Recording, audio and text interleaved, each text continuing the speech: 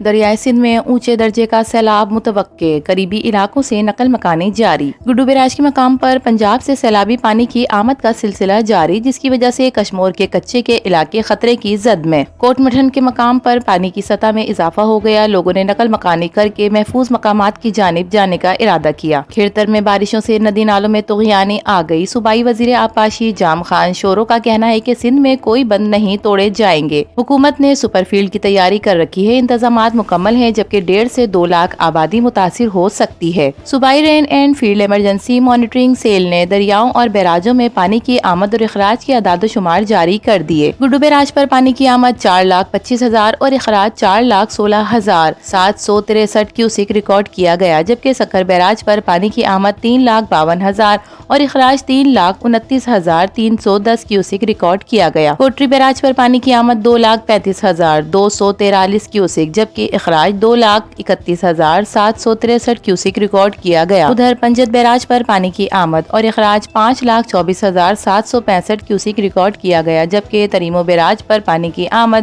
اور اخراج 5,31,993 kiosk record کیا گیا۔